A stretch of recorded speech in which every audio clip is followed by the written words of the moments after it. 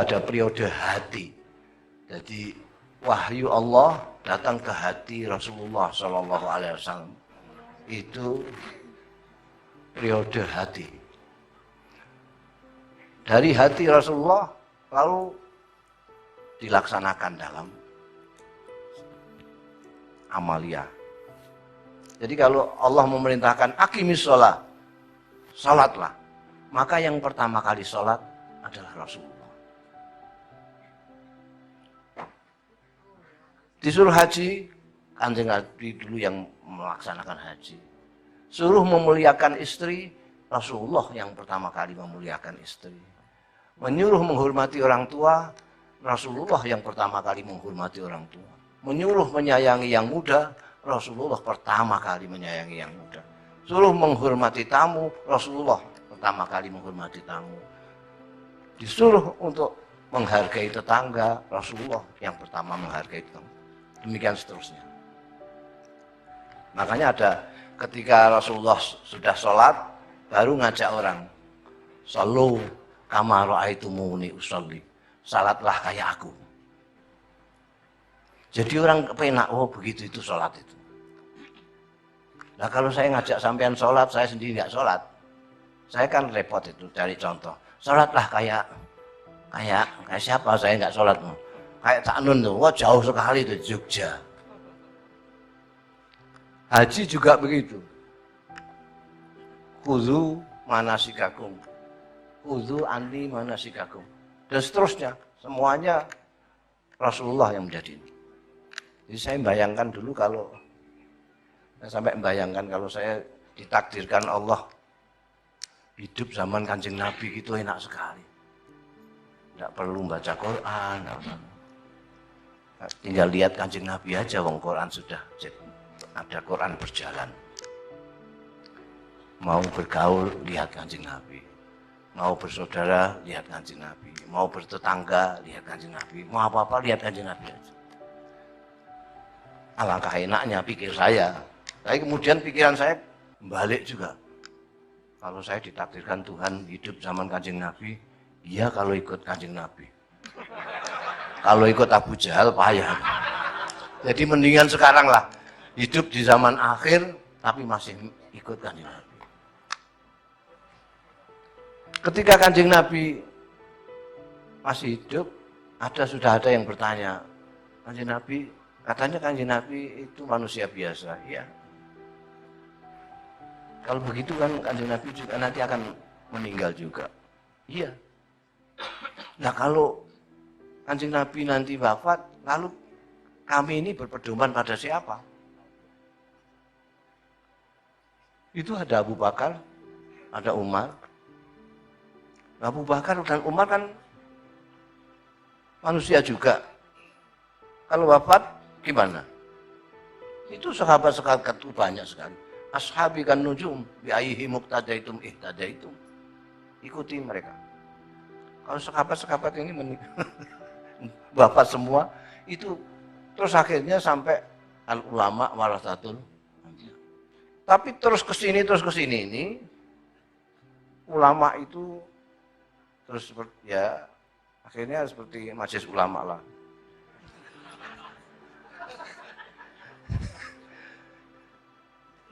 Kalau Kanjeng Nabi ngajak mendidik orang, metodenya melalui beliau dulu.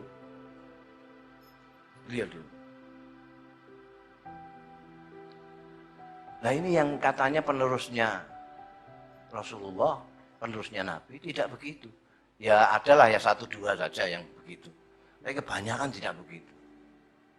Menganjurkan rukun, dia sendiri provokator.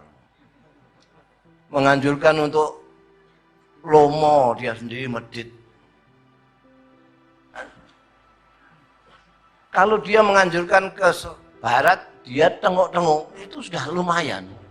Ini enggak, dia menganjurkan ke barat, dia ke timur. Ngeluh orang yang diajak itu. Dan dilalah kersane Gusti Allah itu yang menggunakan metodenya Rasulullah itu kok Pak Harto. Pak Harto itu kalau mengajak mendidik, itu dicontoni dirinya sendiri. bangsa Indonesia diajak kaya, dicontoni.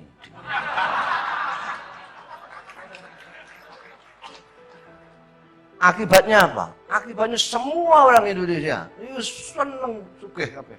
Pengen gitu. Sekarang ini orang yang paling terhormat di Indonesia ini adalah orang yang punya duit. Dia bisa ngatur hakim, bisa ngatur polisi, bisa ngatur siapa saja.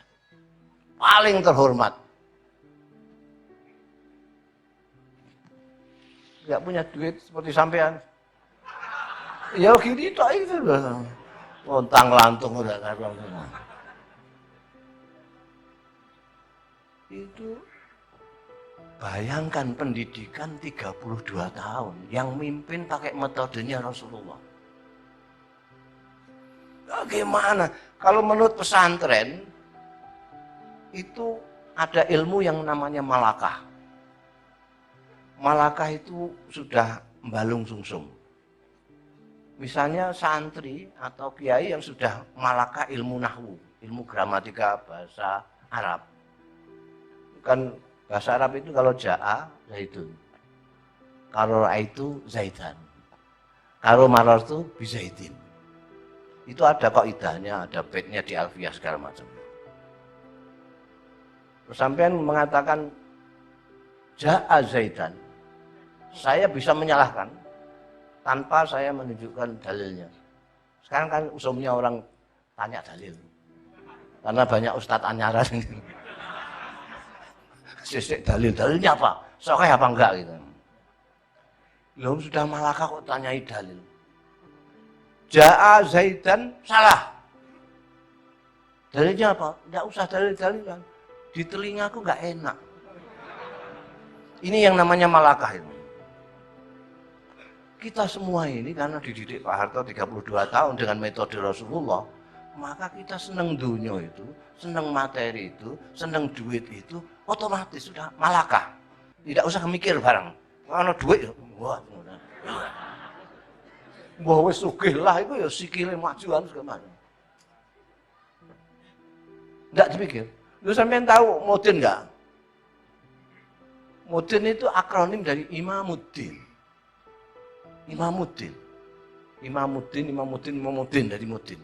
Imamuddin itu imamnya, pemimpinnya agama di desa itu namanya Mudin. Itu saja di bawah sadarnya enggak. Kalau diundang tahlilan ke orang yang kaya, itu tahlilnya sampai 1000. Ya, sampai 1000. Tapi kalau yang undang kok melarat terus langsung donga, Bana atina fid dunya hasanah fil akhirati hasanah qina adzabannar. Itu enggak mikir, ya sudah langsung begitu. Ini akar masalah. Akar masalah. Makanya saya di mana-mana, mari kita lawan seperti sampai ini. Hidup sederhana. Ini contoh-contohnya orang sederhana-sederhana. Oh ini kiai potongan ini hanya serapantes belas. Rodok pantes saya sedikit lah. Cak Nun ini begini terus. Padahal sudah punya santri sampai Belanda, Amerika, sak karuan ini. Wabeh wong kenal di ini, jenderal-jenderal segala macam kenal Cak Nun dan apa-apa mesti dirasani sama penggede-penggede. Ini Cak Nun dengar pakai ini. Kira-kira akan reaksi apa enggak? Kalau akan reaksi kita dekati dulu aja. Ya.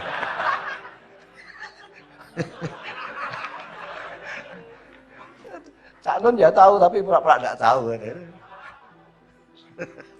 Wong Jombang ya akale akeh.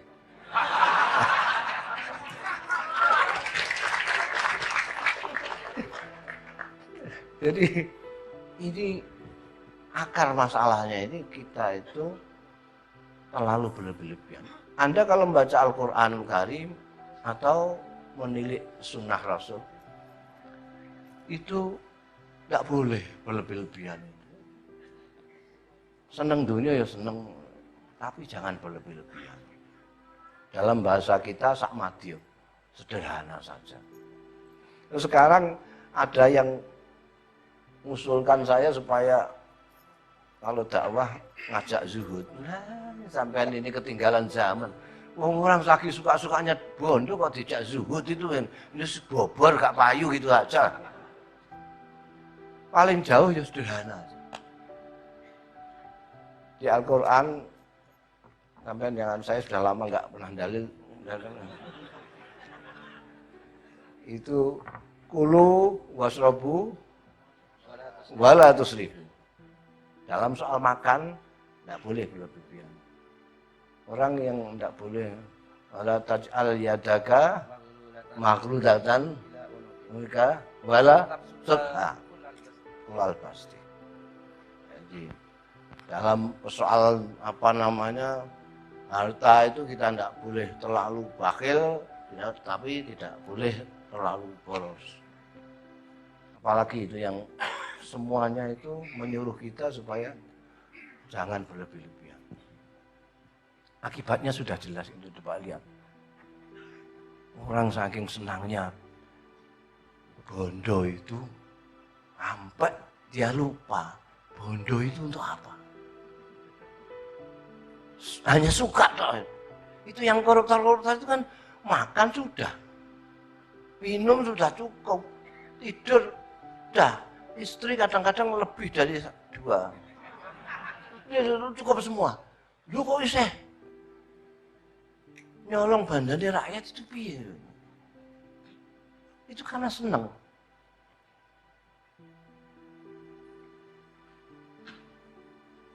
Sekarang semua orang khawatir kabeh. Ada apa wakil kita itu kon makili kondangan berkate digawa dhewe. Padahal ongkos nekani kondangan kini sing bayar. Berkate dipangan dhewe ya ora kondo kene. Wakil sampean semua itu. Itu karena seneng. Kanjeng Rasul Shallallahu Alaihi Wasallam, ya Allah, ini kalau betul-betul datang ini senang sama sampean itu. Di Indonesia kok masih ada orang yang potongannya sederhana begini. Sampai dia di Jakarta tidak ada, orang sederhana sudah tidak ada. Berlebih-lebihan semua. Sekarang orang pada takut, orang yang seperti Cak Nun udah khawatir semua. Ada yang sampai menganggap bahwa besok lagi ini kiamat. Ada yang sampai begitu. Saya bilang, sudah kelewat toh kiamat. Tahun 2012 sudah kiamat sudah. Nah ini dikiranya apa ini? Sekarang ini kiamat sudah. Kiamat. Yang membuat saya masih optimis itu karena Rasulullah Shallallahu Alaihi Wasallam berjuang itu pertama kali sendirian.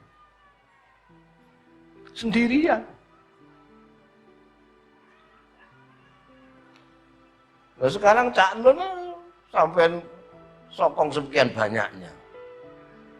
Dari Tegal, Boyolali, segala macam.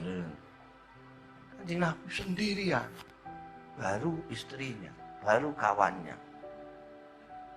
Jadi kalau lihat itu, saya masih optimis lah.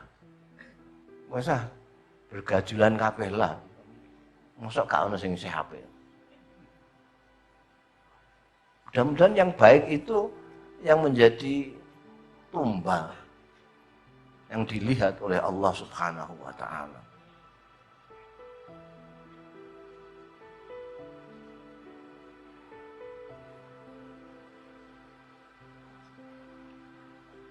Kanjeng Rasul, saya kadang-kadang ya, ini ramalannya Kanjeng Nabi itu akan sudah datang apa belum? Sabda beliau, badal Islamu ghariban wa sayaudu ghariban kama bada. Islam itu datang asing, sendirian. Kanjeng Nabi sendirian. Orang semua tidak bisa dipercaya, yang bisa dipercaya cuma Kanjeng Nabi tok. Sampai dijuluki Al-Amin. Kata beliau, Islam ini mulai dari asing dan akan kembali asing lagi. Kalau kita lihat sekarang ini, saya kira kok delok redaksinya tadi loh, belum datang itu.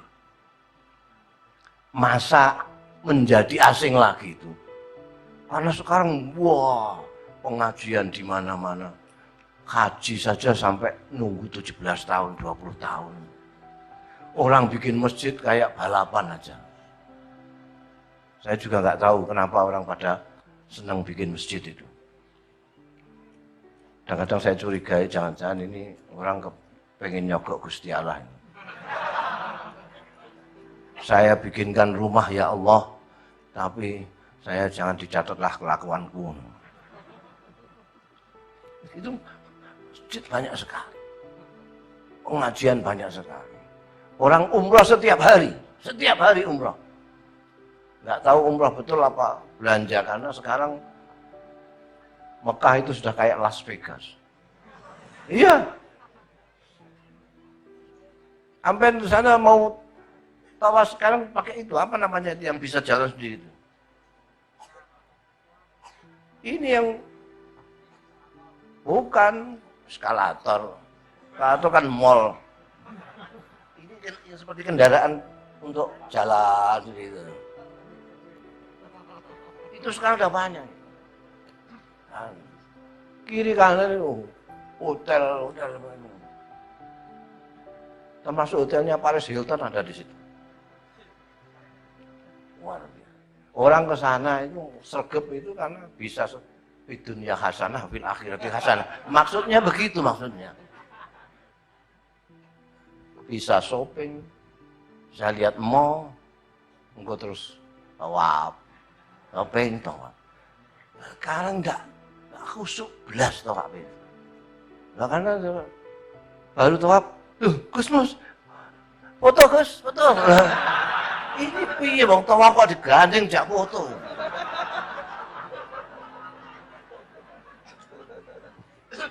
Sudah rusak. Tapi nek dibanding di sana-sana kita masih lumayan ini, masih lumayan. Dunia masih lumayan di Indonesia ini. Meskipun di sini juga banyak yang kepengin seperti di Timur Tengah itu ada. Mereka diarani Timur Tengah pokoknya pokok.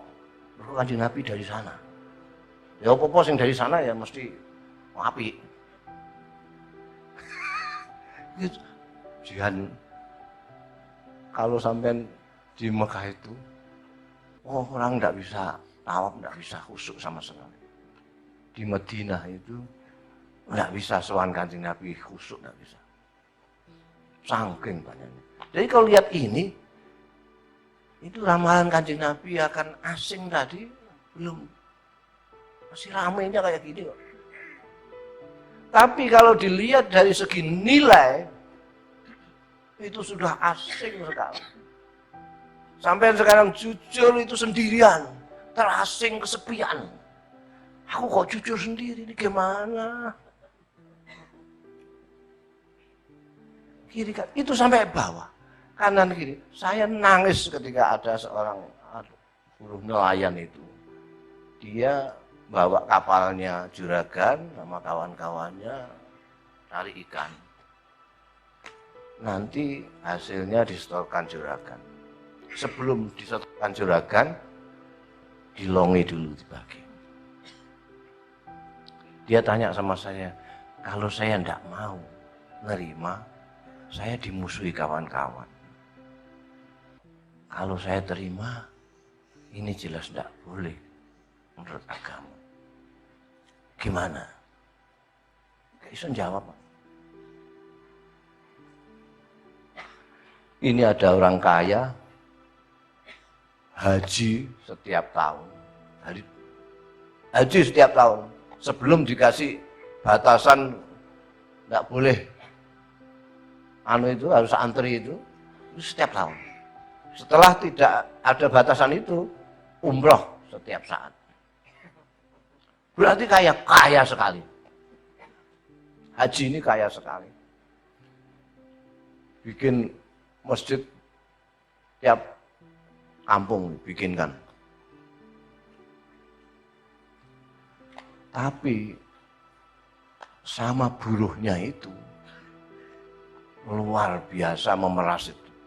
Buruhnya itu digaji sedikit tapi disuruh kerja banyak sekali. Makanya dia kaya. Dia bisa iktikaf mulai subuh sampai duhur. Tapi buruhnya gak bisa jamaah sama sekali. Karena suruh kerja terus. Ini kaji. Di sini saya punya kawan di Jogja ini. Orangnya baik sekali. Dengan yang muda menyayangi, sama yang tua menghormati, sama tetangga baik. Tapi tidak sholat. Pertanyaan saya, baik mana ini kawan saya ini dengan kaji tadi? Mesti bingung. Mesti bingung ini perkara satu kok.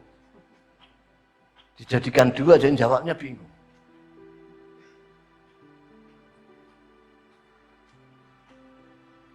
Orang itu menurut istilahnya Cak Nun itu juga ke sana juga sebagai hamba, ke sini sebagai khalifah.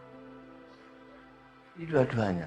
Nah, kita ini kadang-kadang kalau sudah terlalu sadar sebagai khalifah, wah, itu terus semuanya dianggap makhluk enggak karu-karuan gitu. Kalau kuwasa itu kabeh dianggap ora manusa. Ini kalau khalifah. Tapi kalau terlalu sadar tentang kehambaannya, dia nggak ngapa-ngapain. Udah tengok ada yang masjid, ada yang jungkuh, orang ngopeni, ono rego mundak, rego mudun, rupiah naik, rupiah naik, urusan. Padahal yang dibilang hamba yang soleh itu hamba yang kedua-duanya ini menjadi satu. Baik kepada Tuhannya, baik kepada alam semesta dan hamba-hambanya. Sekarang ini ada yang mengerikan, ada yang merasa dia itu adalah personifikasi dari Gusti Allah. Jadi dia kalau gergeten sama orang, ini berarti Gusti Allah gergeten. Kalau dia marah, berarti Gusti Allah marah. Itu kok iso ngono iku piye sih? Kitabe mbok apa itu loh. Jadi saya pikir ini orang kayak wong Islam, tapi kok lucu. Kok wani-wanine itu menganggap dirinya kayak pangeran. Jadi kalau dia marah, ini Gusti Allah marah. Lalu sampai dipisui habis-habisan sampean. Jahanam namanya.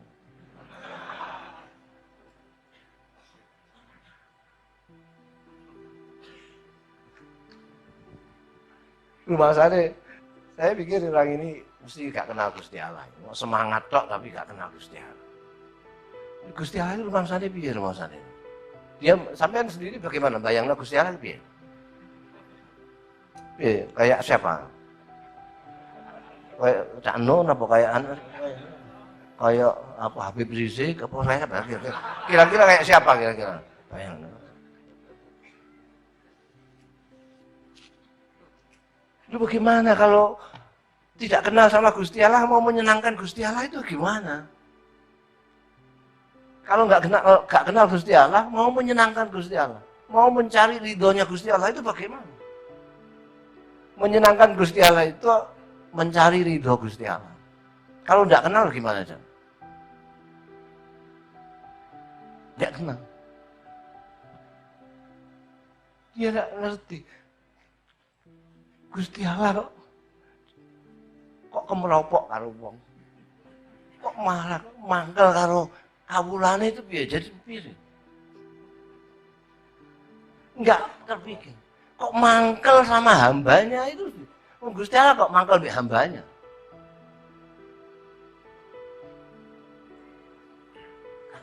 Enggak tuh nalar. Gusti Allah itu salah satu asma'nya itu Asy-Syakur. Nah, saya belum menemukan bahasa Indonesia Asy-Syakur itu. Kalau cara Jawa ini agak Indonesia saya bisa. Tapi kalau Indonesia wal gak iso. Kalau orang syakur itu orang yang banyak berterima kasih. Kalau orang banyak bersyukur. Tapi kalau Gusti Allah, syakur itu apa? Apa? Sampai ini yang kiai tanya. Syakur itu maha nerimake. Jadi bahasa Indonesia sithik, bahasa Jawa sithik. Maha nerimake. Maha nerimake. Kalau sampean diperintahkan oleh Allah untuk membaca Quran misalnya, sampean sudah berusaha, tetap sampean ngalaihim. Tidak alaihim tapi ngalaihim. Itu mungkin ada ustadz yang ngamuk-ngamuk. Bacaan Fatihahmu keliru itu. Ngalaihim. Walad dzallin.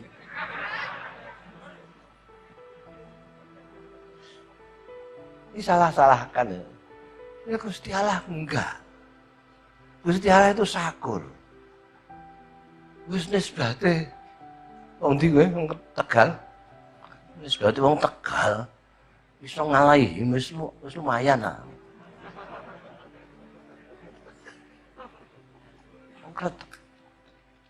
Wong Ayub Jakarta ngaji ya wis lumayan. Lu wong Ayub Jakarta kan cedak Borobudur ra mestine lho. Timbangane Ka'bah.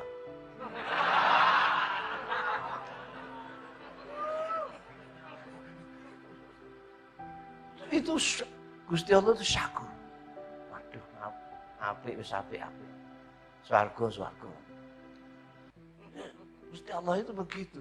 Lah Kanjeng Nabi Muhammad sallallahu alaihi wasallam kekasihnya Allah, kekasih kita, itu manusia yang paling manusia. Karena dipilih oleh Allah untuk membawa agama bagi manusia. Orang yang keliru kadang-kadang rumangsane agama iki kanggo Gusti Allah. Iku keliru. Keliru banget. Gusti Allah ndak butuh apa-apa. Ning donya iki cuma kira-kira 7 miliar orang. Itu mbambung kabeh. Gusti Allah belas ora rugi. Wong triliunan malaikat itu ada sembahyang tok, ada. Jadi Gusti Allah ini agama itu untuk kita manusia. Karena itu yang diutus manusia yang paling manusia. Manusia yang ngerti manusia. Manusia yang memanusiakan manusia.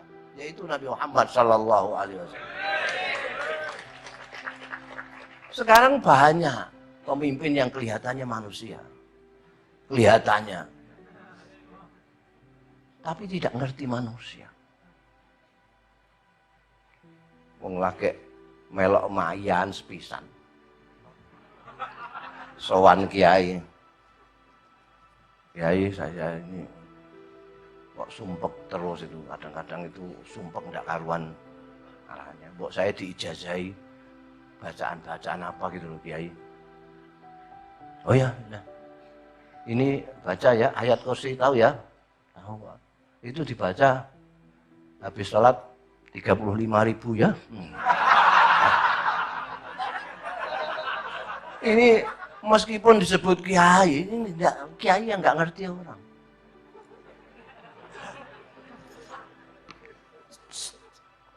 rumangsane anggere wong ku ya sing kaya ndekne iku. Nek ora kaya ndekne dudu wong. Itu banyak pemimpin yang begitu itu. Jadi kalau tidak seperti dia, ya dudu wong. Lah wong maca Fatihah aja angel 35.000 lak tenger.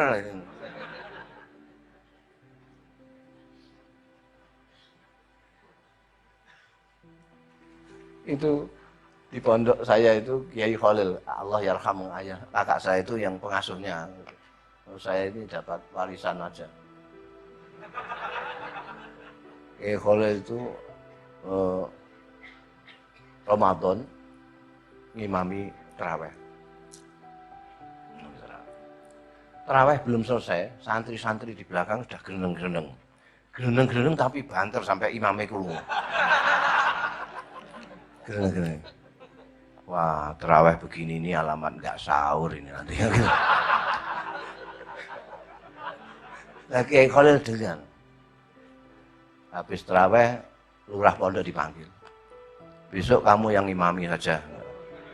Loh, wonten apa Kiai? Alah aku masamu gak ngerti no. Dirasani kedawan ngono, gak sahur barang ngono. Wis kowe.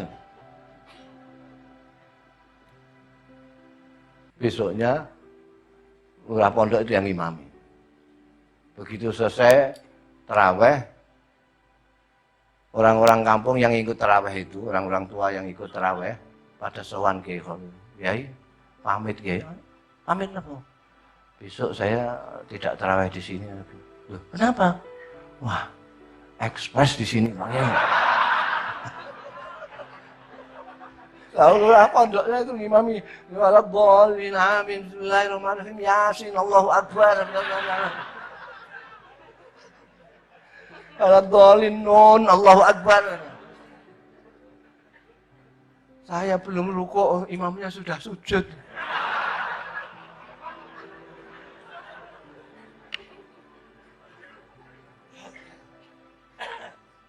Kanjeng Rasul Shallallahu Alaihi Wasallam itu ngimami jamaah sampai kapundhut, absen hanya beberapa satu kali atau dua kali ketika beliau sakit keras digantikan Abu Bakar.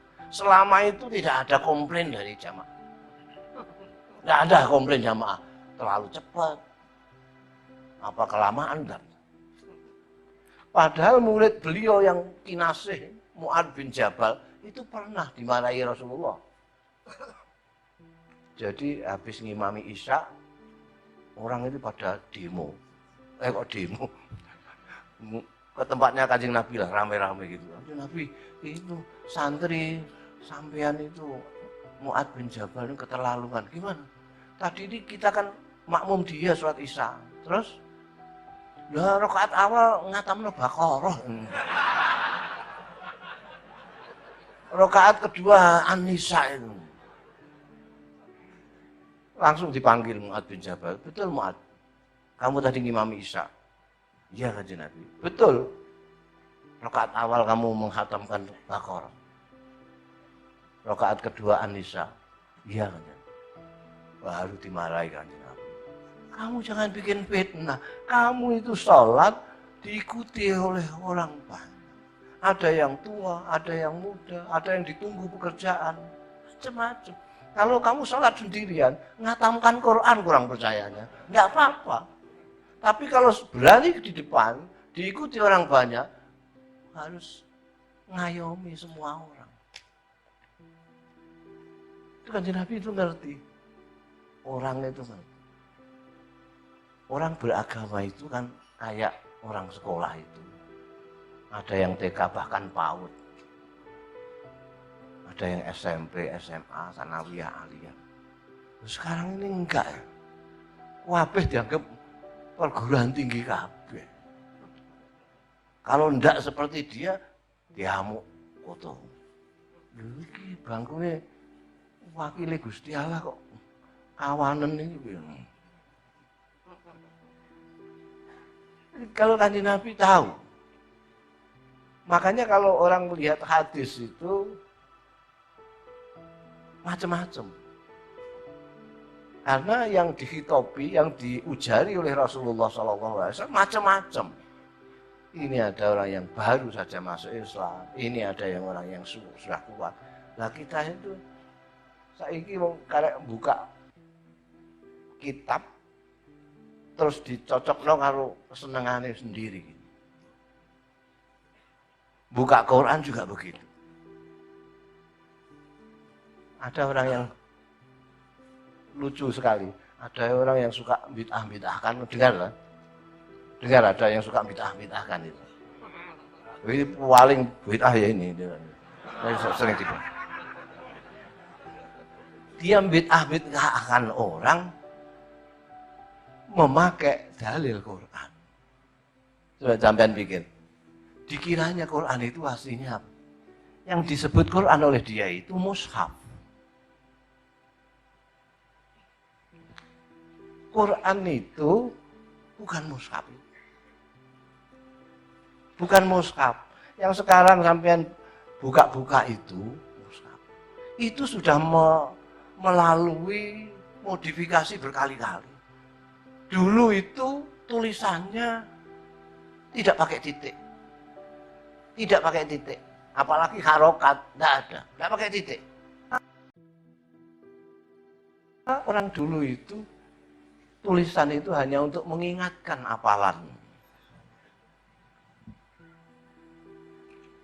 Jadi kalau ada fa, alif, terus bunderan kayak kop atau kayak fa, terus rengget satu, terus lam, terus wawu, itu sampai baca apa coba?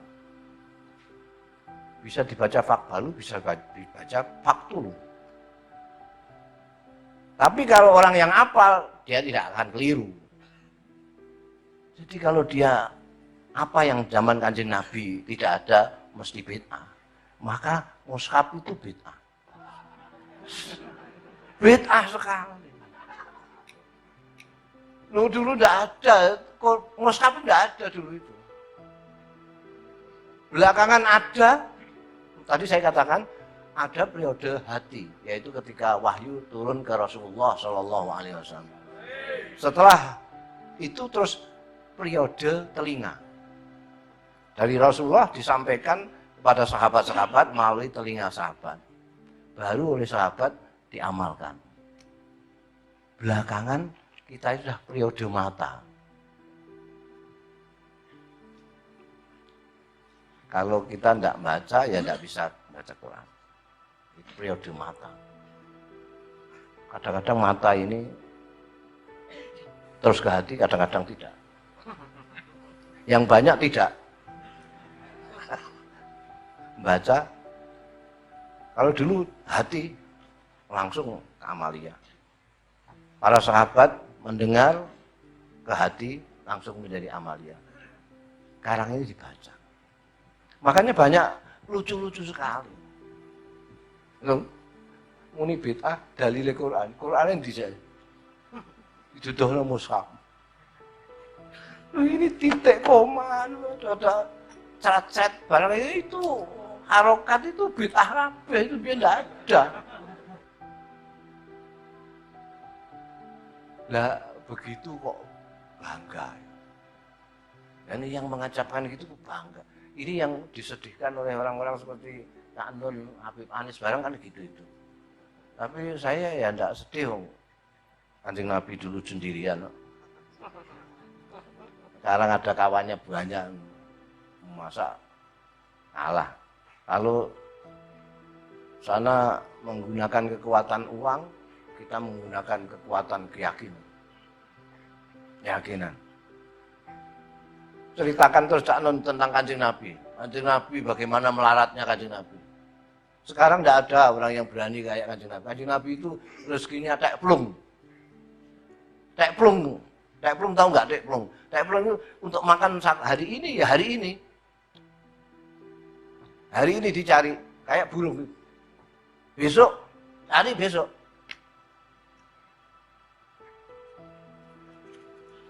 Sekarang ada orang. Baru TK sudah dikhayalkan ini nanti jadi dokter apa pilot apa pelawak apa.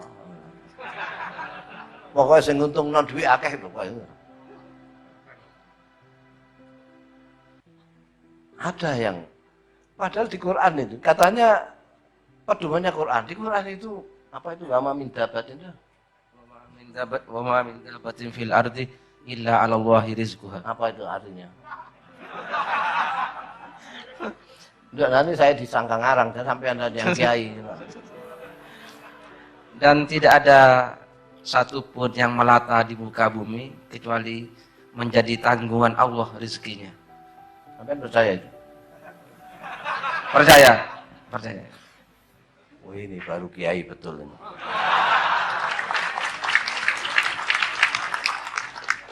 Percaya bahwa rezeki kita itu dijamin oleh Allah.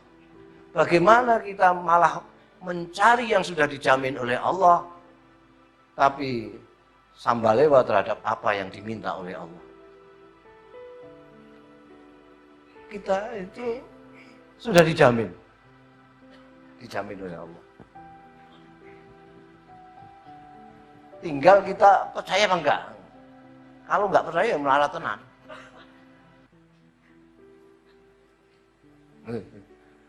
Wa ma min dabatin Fil ardi illa 'ala Allahi rizquha. Itu Al-Quran itu. Al-Quran. Tapi lingkungan kita dan ajaran tadi itu yang 32 tahun membuat kita tidak percaya pada hal itu.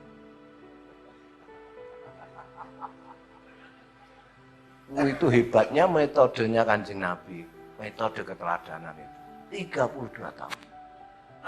Tidak ada orang yang berani nunggu rezeki Gusti yang gak belas. Mau balik aja itu lihat-lihat amplopnya. Amplopnya kok tipis, besok ngundang lagi gak akan datang. Sekarang itu namanya ustadz itu pakai tarif. Dia tahu Cak Nun pakai tarif enggak.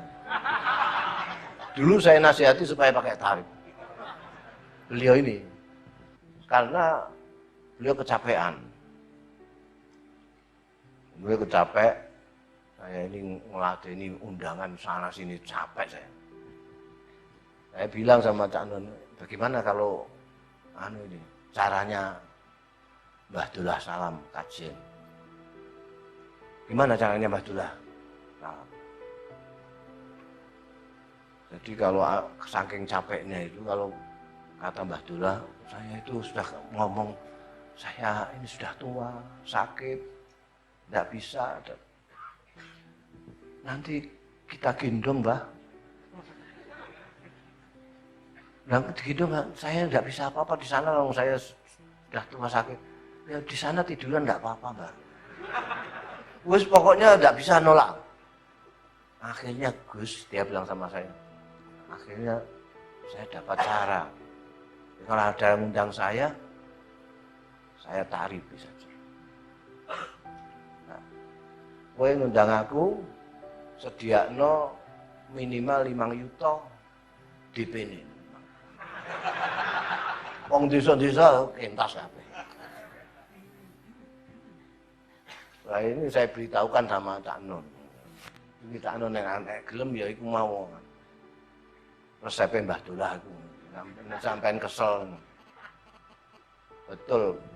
Cak Nun diundang Semarang bilang sediakan poskot 10 juta.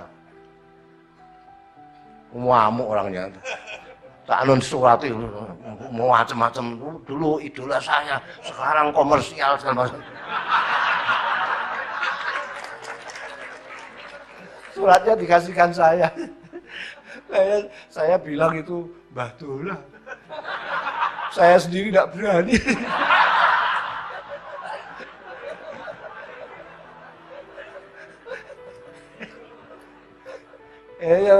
Mbah Dullah itu sudah tidak kepengin dianggap apik bareng mbek wong wis ben dianggap elek lah. Lama-lama belajar dari situ, Cak Nun itu juga belajar dari Mbah Dullah itu kira-kira. Dia dianggap kafir juga mau dan tetap sesat ya mau. Gelem ae pokoknya. Lah apa untuk Gusti Allah cangkeme wong di openi.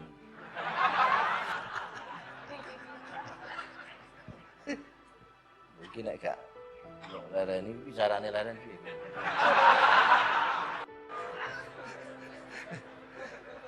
Lah iya, saya itu ngomong terus ngene iki terus piye bare gitu. Biasanya kan sampailah kini acara inti mau itu hasanah mau oleh Al Mukarram gitu biasanya gitu. Nah, ini terus model ya.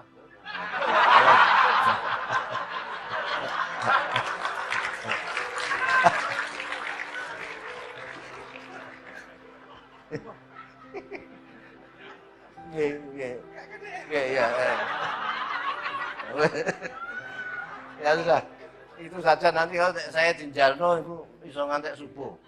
Jadi dan beloncatan gitu itu. Kalau saya kan enggak sekolah kayak beliau. Beliau ini orang sekolahan semua, saya enggak sekolah. Jadi kalau beliau bicara kan runtut gitu, ada runtut ora kayak nek apa jazab tok sing terus ora runtut. Tapi ada aturan namanya tahu sekolah. Saya enggak sekolah jadi lompat-lompat itu. Baru ngomong ini enggak jelas lah. Tapi ya itu yang bisa saya gitu. Assalamualaikum warahmatullahi wabarakatuh.